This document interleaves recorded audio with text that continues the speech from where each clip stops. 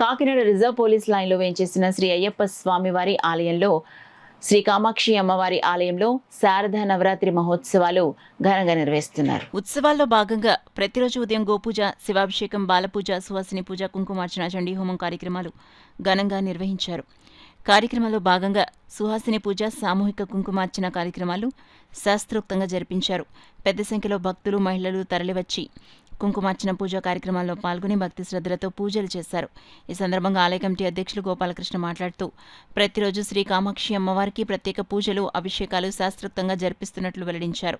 సాయంత్రం ఆలయంలో అమ్మవారికి ప్రదోషకాల పూజలు, విశేష హారతులు, నీరాజన మంత్రపుష్పాలు, ప్రసాద వితరణ కార్యక్రమం జరిపిస్తున్నట్లు చెప్పారు. మనం ప్రతి సంవత్సరం కూడా ఈ శరన్నవరాత్రి కార్యక్రమంలో ఒక శుక్రవారం నాడు అమ్మవారికి ఉత్సవమూర్తి కాదు, అమ్మవారికే పూరాభిషేకం చేస్తాం.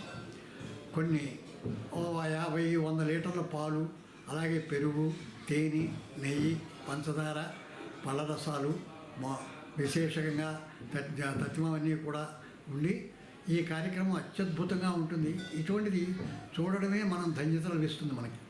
ఇలాంటిది ఎక్కడ అమ్మవారి గుళ్ళో జరిగే పూరాభిషేకం చూడడం అంటే అంత సులువు కాదు. అందులో దేవి నవరాత్రి కార్యక్రమాల్లో అంటే మీరందరూ కూడా ఈ కార్యక్రమాన్ని తిలకించి అమ్మవారికి కృపకి పాత్రలవుతారని నేను అనుకుంటున్నాను.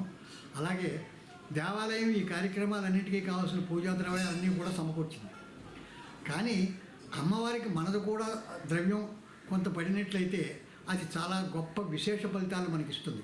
అంటే ఎవరైనా కనుక అభిషేక ద్రవ్యాలు ఎవరైనా కనుక తీసుకొస్తామనుకున్నట్లయితే నగదు రూపంలో కానీ ద్రవ్యాలు తీసుకురాని వాళ్ళు నగదు రూపంలో కూడవచ్చు, లేకపోతే పాలు, పెరుగు, తేనె, నెయ్యి, పంచదార, పళ్ళు, వివిధ రకాలైన పళ్ళు, సుగంధ ద్రవ్యాలు, ఇవన్నీ కూడా ఏవైనా సరే మీకు తోచినంత మనం మనకి శక్తి ఉన్నంత అమ్మవారికి సమర్పించినట్లయితే దాని ఫలితం చాలా గొప్పగా ఉంటుంది. అది ఈరోజు సాయంత్రం తీసుకురావచ్చు, లేని పక్షంలో రేపు 7 గంటల లోపు కనుక తీసుకొచ్చే పదార్థాలను కూడా ఈ అభిషేకం దాంట్లో వినియోగిస్తారు. అంచేత మీరందరూ భక్తి శ్రద్ధలతో విచ్చేసి ఈ కార్యక్రమాన్ని తిలకించి కృతార్థులవలసిందిగా ప్రార్థిస్తున్నారు.